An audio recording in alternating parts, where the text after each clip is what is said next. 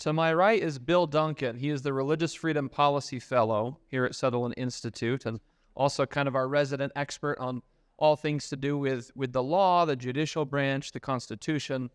And we're also joined by Michael Dichio, who's a professor here at the university teaching political science with a lot of great expertise in some of the areas that we heard about from the senator and some things we'll be discussing today for our panel portion. I want to start off by mentioning something that Senator Lee talked about there towards the end, and this idea of federalism and the separation of powers. And he actually used the term vertical and horizontal. And I want to start off by asking both of you, if you had to describe the system to somebody who wasn't familiar with it, in very simple, brief terms, the system of federalism, what is it, our system of separation of powers, and keeping in mind that concept of there's horizontal, there's the different branches of government, and then vertical. We have the national level, the state level, the local level. So, Bill, let's start with you, and then go to you, Michael. How would you articulate the system, and maybe also add, here's how it should work if it's working at its best? I was hoping that Professor Dichio would go first, actually, but having said that, well, I think my way of thinking about this is that the Constitution, as Senator Lee pointed out, has a lot of structural provisions, and if you think about the Constitution as a document, I've always made the same observation as he has, that when people think about Constitution or constitutional law, they think about the amendments. But the Constitution enacted, or at least approved in 1787, had a lot more to do with sort of apportioning out certain powers between different branches of government, and the understanding of having a written Constitution is a suggestion that the things that are specifically guaranteed, although some of those are pretty broad, but the specific powers are going to be given to different branches, and those are to be pretty exclusive, right? So that if the Constitution says that Congress has the power to do these things, Congress doesn't have the power to do things that are not mentioned there, and down the line. Of course, over time we're going to see that barriers are somewhat permeable, but theoretically they should be. And then between the states and the federal government, well, the notion of a federal government created by the Constitution was that the federal government would have certain powers and then everything else. And this is specifically mentioned, of course, in an amendment to the Constitution, would be left for other levels of government at the state and local, and even depending on how you read the Ninth Amendment, maybe even some things that no government is able to do at all. I don't know if that's responsive. You probably have a better answer. I thought that was wonderful, Bill. Just in terms of what do we mean by vertical and horizontal, you're saying, Nick, right? So I think Bill,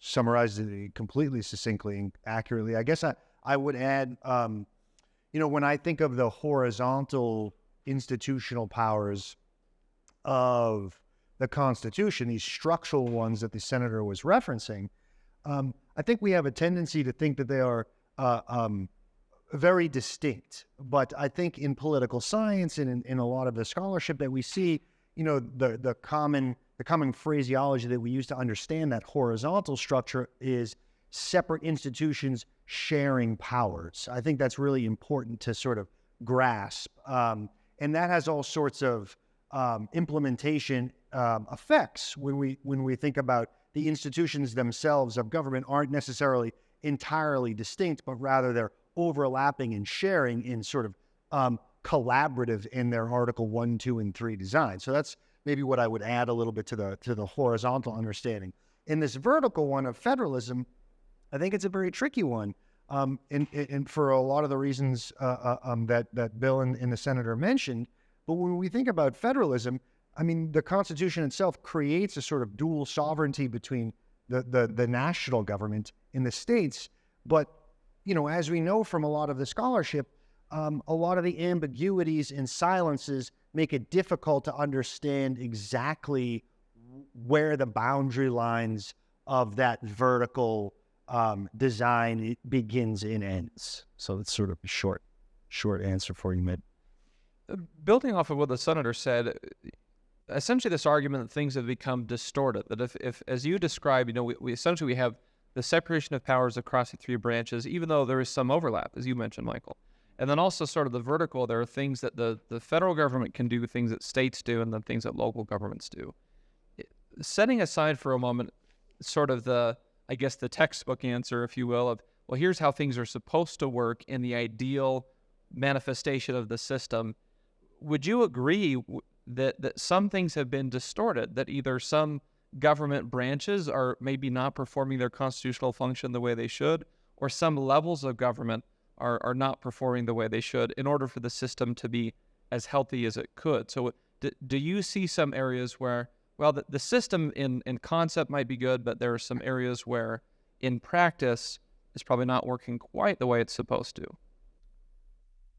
Sure. I think the short answer is yes. I absolutely think that. And as someone who researches and teaches on mostly judicial institutions, I think about it from the judicial side of things. So in one area where I think we've seen some of these inefficiencies or some of these deficiencies that you and the senator are highlighting for us, Nic, is, in an age of, extraordinary polarization and congressional delegation and abdication in the way that Senator Lee is talking about, I think we see ourselves become more reliant on courts, especially the Supreme Court, right? And we can see that, for example, in the rise in ubiquity of state attorneys general litigating at the federal level to kind of instantiate national change and national policy in the wake of a polarized Congress, to Senator Lee's point, that just doesn't pass as many laws as it used to. And so that's dangerous, I think, in a lot of ways for democracy. When you have judicial institutions being asked to play a more policy-making role that I think was never really the intention. Does that answer your question? Bill, anything to add? No, I think that's right. It's kind of interesting because the senator brought up the statement that Congress is the most dangerous branch, but of course, famously, the Supreme Court is called the least dangerous branch, and that's what it's not clear that that's the case, or that people feel that that's the case. And one of the things that's sort of, I don't know if this is getting into the weeds a little bit, but one of the challenges I think the court has is if it doesn't stick, if it responds to pressure and kind of veers out of its lane in any way, that we lose an important check. And even though it was intended to be the least dangerous branch in the sense that it's not going to be initiating actions, it's going to be responding to the people through the ratification of the Constitution or Congress or making laws. There is no check anymore, and that's an element of that separation of powers that we could miss, or we could miss out on, right, as a result. I want to let's drill down on that a little bit, because I want to see if there's a way to draw more of a solid line between what the senator was saying about Congress essentially delegating away its authority. And in that instance, he was focusing mostly on Congress, essentially giving authority to the executive branch, to administrative agencies. But my understanding is that it's not so much, with respect to the court, it's not so much that the Congress is explicitly delegating things to the court, to the judicial branch and law, as kind of a delegation by omission. And so I want to know, get both of your thoughts on how much of the controversy around the U.S. Supreme Court, where we have all these high-profile cases. Just this last June, there's, of course, a lot of news coverage about various cases that get a lot of attention and drive a lot of debate, and it becomes a big national story each time one of those big cases comes down from the court. So how much of that controversy and criticism and attention on the court and the way they rule, how much of that would you blame essentially Congress or perhaps even state legislatures not doing the really tough work of policymaking versus other factors that are also elevating that sort of contentiousness around the court? Sure. How much would we attribute that to sort of this abdication you're saying, Nic? That's a great question. I think it's hard to put sort of an exact figure, percentage. I would say a fair amount. I think when we have legislative bodies that are not enacting things that maybe a majority wants to see done, whatever that may be, it's only natural to revert to other avenues to accomplish those goals. And I think the judicial branch in the United States has become that avenue, I suppose, for a lot of controversial, thorny policy topics that really can't get a lot of traction at the state and federal levels. And by virtue of federal judicial institutions having a nationwide impact, they've proven a useful ground, I think, to accomplish some of those goals for both progressive and conservative ideas and policy agendas. And I think a lot of the silences in Congress and other legislatures contribute to that a fair amount, I'd say. Bill, I don't know if you disagree or... Oh, I think that's right. I just, one thought is that there is an example that we've written about at Sutherland sometimes, and relates to religious freedom, that there's so many cases decided by the U.S. Supreme Court on religious freedom issues. And a lot of that, I think, is because the states are trying to avoid creating conflicts for some of their citizens. Sometimes that's because they're not familiar with the religious practices of smaller religious groups, and so they do things that are unintentionally creating a conflict for someone. But sometimes I think they don't even care that they're potentially creating a conflict. And so the court becomes the forum for having all the, and then of course, I think it tends to, my mind just kind of went blank, but it becomes iterative in that well, we know now that the court is the place to go to hear religious freedom conflicts, and so people continue to go there, where it would be probably better to go to your state legislator and say, oh, maybe you don't understand, but when you ask me to do this, that's at odds with my conscience, and could you make an accommodation? And if the legislature is responsive to that. But so much of national politics seems to me is symbolic. You're almost fighting over symbolic issues. So all the practical concerns often have to be handled by others that can't avoid that. The Supreme Court, pardon me, the third try I'll get it right, because the Supreme Court is not supposed to be the court of, sort of the first resort to get your conflicts resolved, but it becomes that in many cases.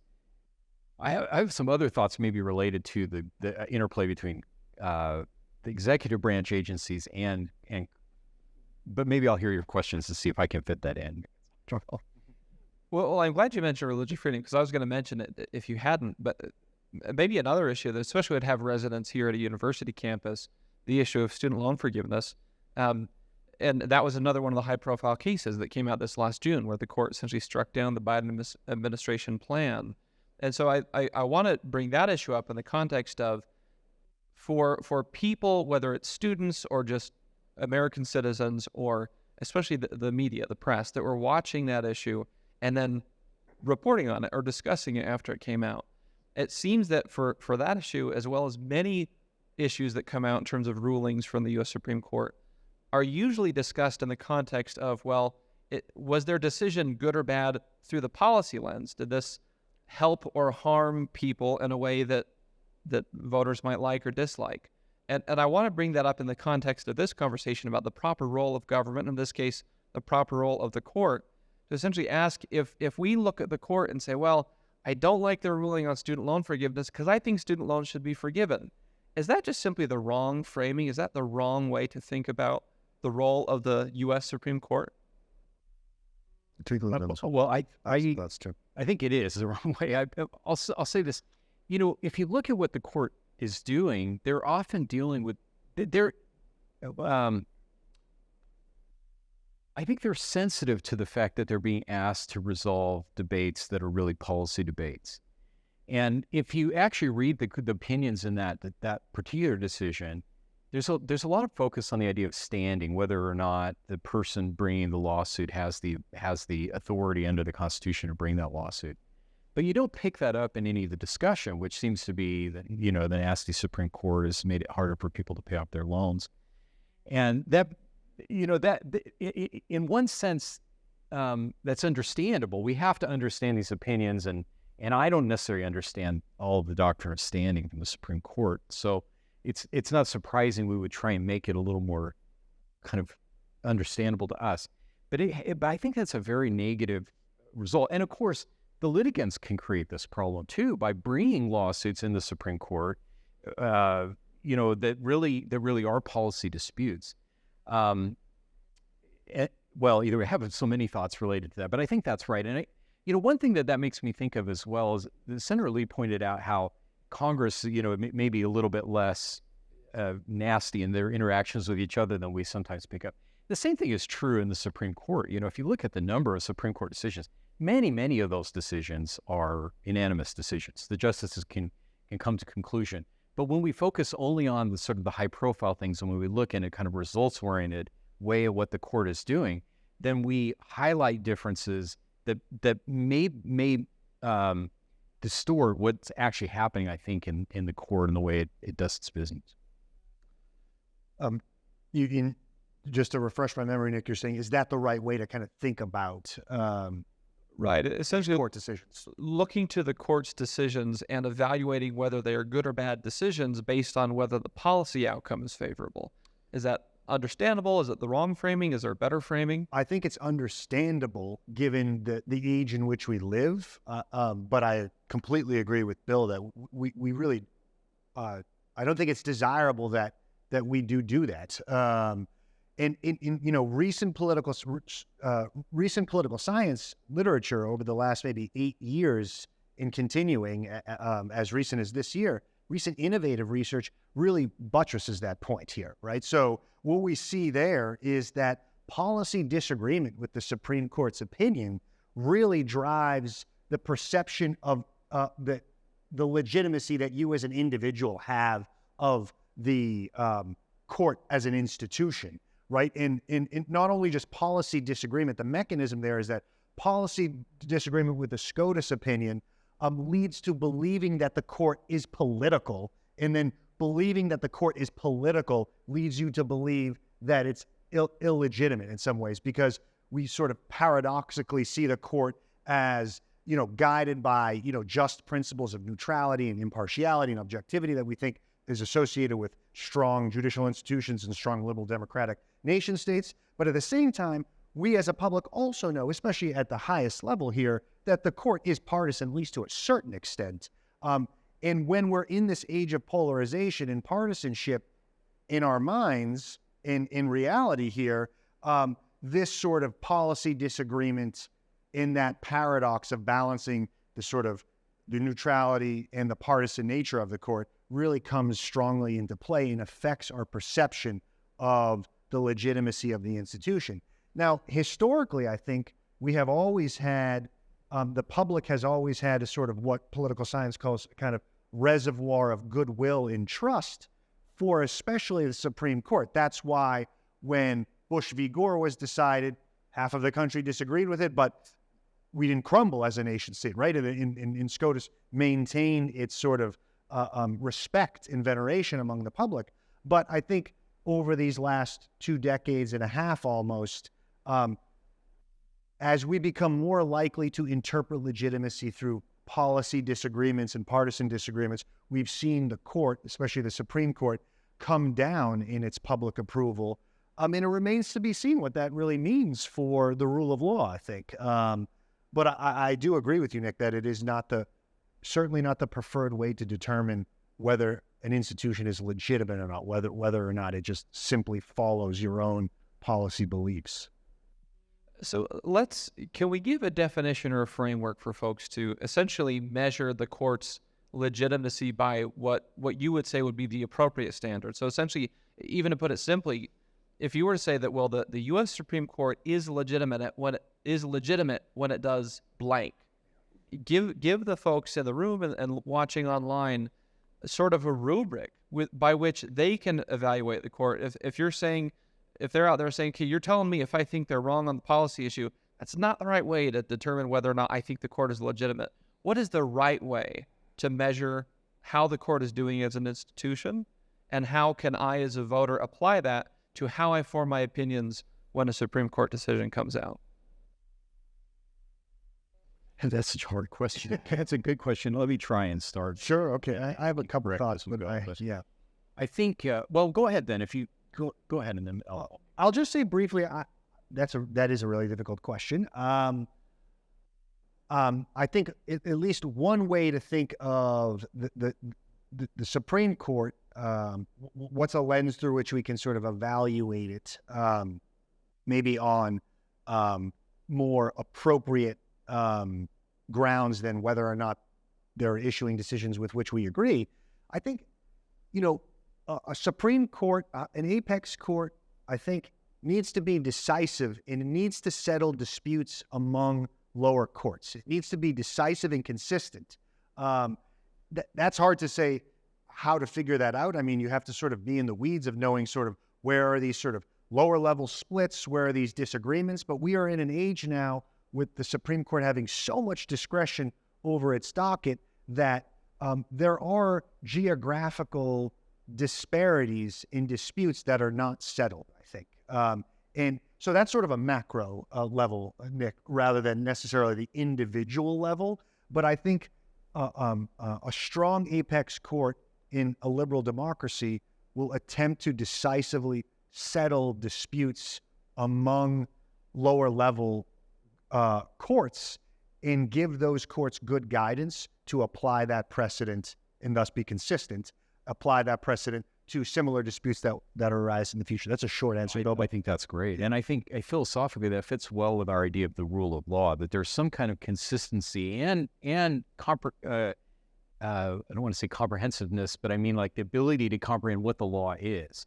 And that's easier when the court is clear about those things. I would add maybe just that it strikes me that if you were to put together like a help wanted, for a Supreme Court justice, you'd want to warn them that if they really like policymaking, they want to make a difference in the United States, this isn't the job for them. They should find somebody else, because they're supposed to be. And I think this is part of what was meant when in the Federalist Papers where it describes them as being the least dangerous branch. They're not supposed to be initiating things in the way that the other branches are. Probably really the Congress is supposed to. They're responding to things Congress has already done, or that the people of the United States have done through ratifying the Constitution and its amendments. And so they should feel tethered to, in my opinion, the actual text of these provisions. Now that, of course, that's not always easy. And sometimes, as we pointed out, and others have pointed out, Congress can be broad in what they say, but there needs to be, I think, a purchase in an actual written document or something like that, including in previous court decisions that they refer to. I think it's important that in our system the court issues written opinions, so that at least theoretically you can look at them and say, "Oh yeah, that reasoning makes good sense to me. I think that's right." Or at least I can understand where the court's coming from and what they're citing to.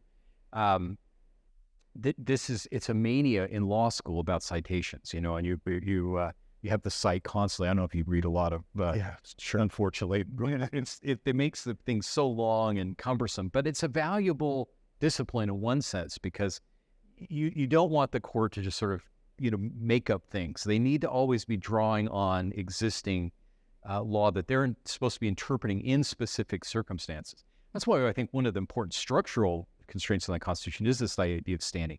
Not every issue should be decided by the court, and they should be able to and ought to turn away many things that come to them. They don't always do that, but they should. So we've got about 10 minutes left. I want to leave some time for audience questions. So if anyone out there who's listening, if something comes to mind, but we'll have some folks in the back with a microphone to come over and bring it to you so you can ask your question. So be thinking of that as we move toward wrapping up here in a few minutes.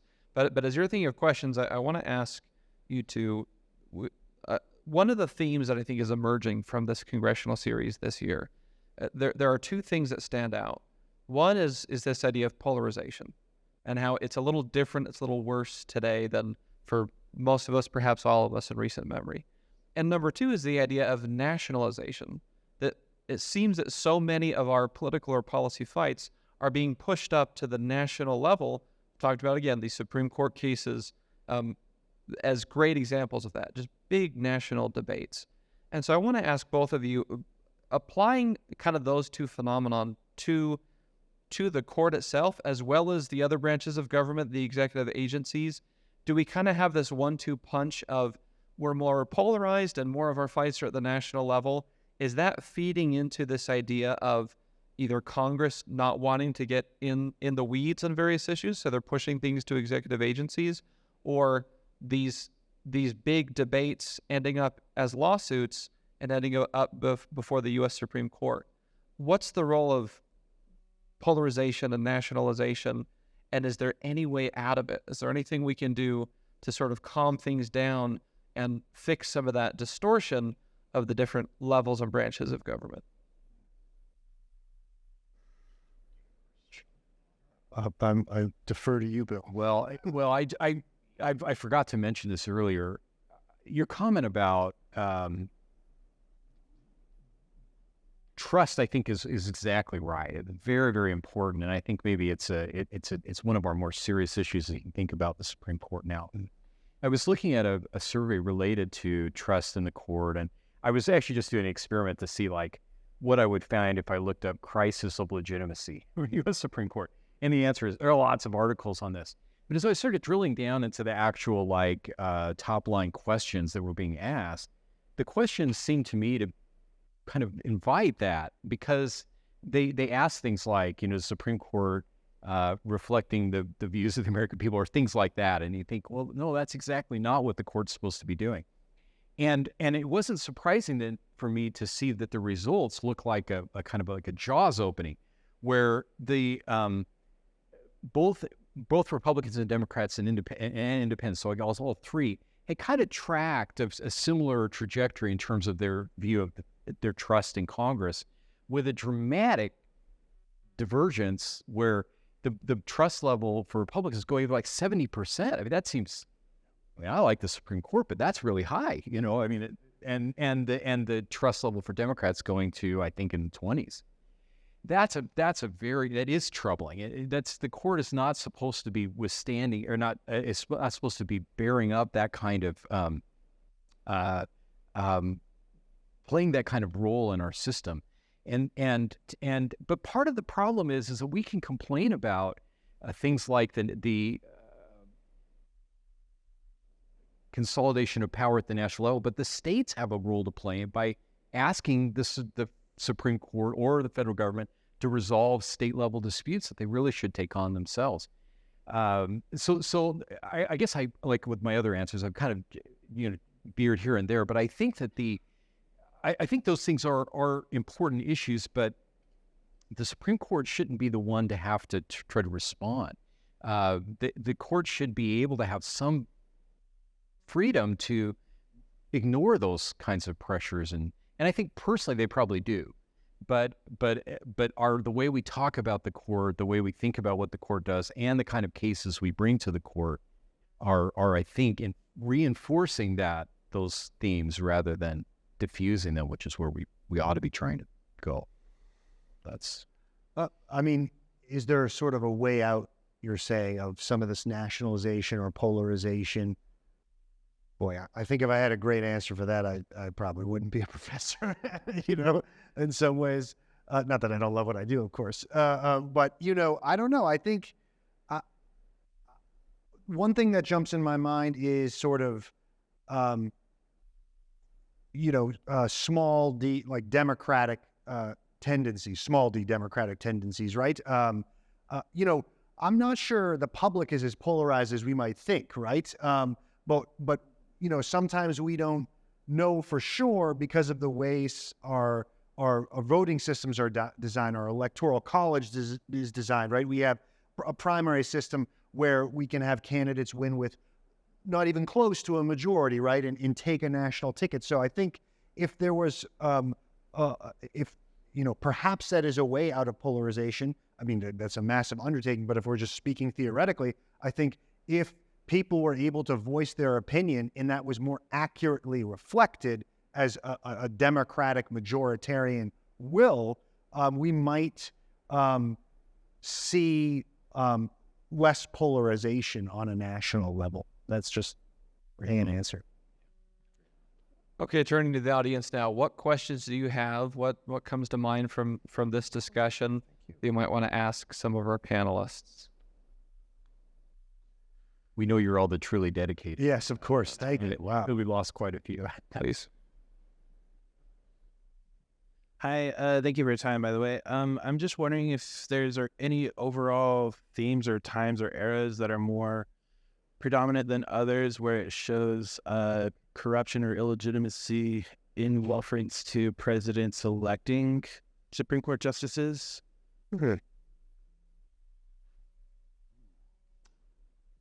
That's a good. You've stumped them. That's a good question. Yeah.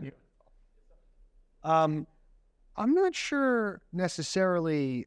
Corruption is a strong, I think, moniker. I'm not sure I can necessarily think of a time where I would characterize the appointment process as corrupt or corrupted in some sort of way, but it's changed drastically. And we have good answers as to why. I think an important demarcation of how the appointment process has changed, that is, how has it become so polarized and contentious as it is today?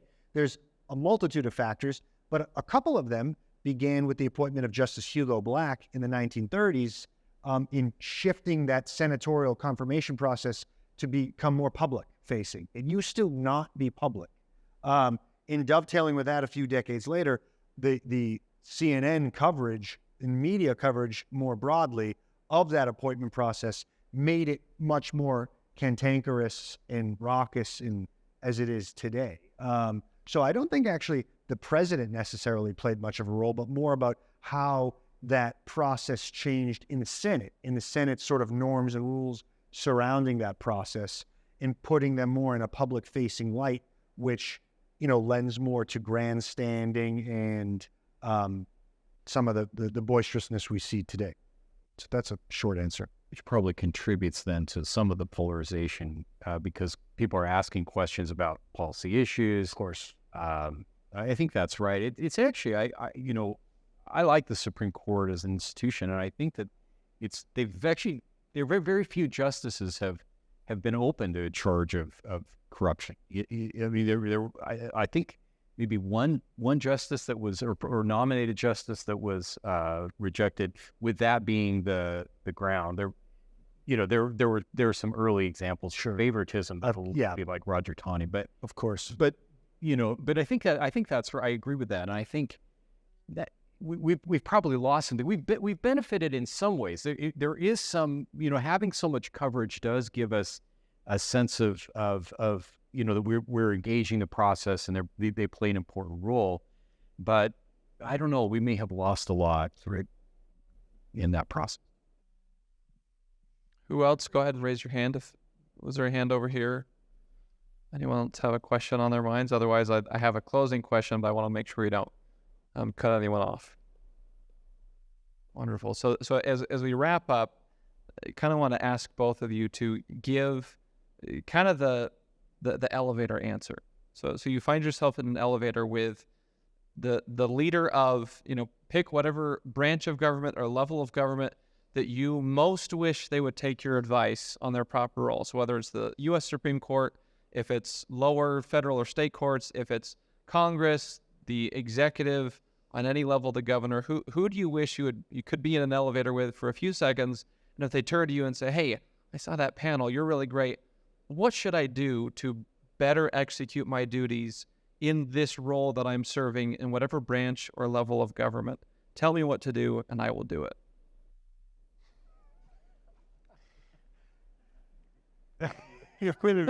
That is a really hard question. Okay, the hypothetical is if we could just have any of these institutions sort of heed our advice in some sort of way. Boy, wow. God, there's so many answers I'm thinking of. Does one jump in your mind, Bill? No, not necessarily. I'll say one. This I can't be held to this as the only one. If I had more thought of it. Same here. But I resonated with Senator Lee's comments about the administrative branches. I think that the level of delegation in the administrative branches is a serious problem, And so Congress, you need to make laws, and those laws need to be comprehensible to the people who read them. There actually are some ideas for how to make lawmaking more transparent for voters, so they know what was actually voted on. It's in terms of sizes of bills and things like that. That would be probably where I would, at least on first blush, that would they give you enough time to go ahead. Maybe I'll think of number two. I mean, I have I play these hypotheticals all the time with my students. It's so much easier there. Maybe I'll say one that's a little controversial. If I were speaking to someone maybe in Congress, would have to be the institution that would change it, even though the Constitution says it can't be changed. This is a little controversial, but if the Constitution was easier to amend and the threshold of Article 5 was lowered, maybe we could live into some of Senator Lee's intentions here about being more responsive to the people. With the disclaimer and caveat, of course, if we make it too easy to amend, then it doesn't become the document that it's supposed to be in a higher law. But that would facilitate potential positive changes. But I realize that probably most of the audience might disagree with me on that one. It's still a good answer. Well, if we can ever arrange for you to end up in an elevator with the leader you want, that'll give you some time to craft some more robust advice. But we want to thank Bill and Michael, both of our panelists today. Let's give them a quick round of applause. Thank you. Thank you. And thanks to all of you for joining us for the Sutherland Congressional Series this year. If we can go to the final slide on the screen, we have a QR code that we'd love for each of you to fill out a brief survey. You can just do it on your phones and give us some feedback about this event, about the entire series, any ideas for future events. We always want to continuously refine and improve. So thank you all again, and thanks to the University of Utah and the Hinckley Institute for the wonderful partnership. Thanks very much.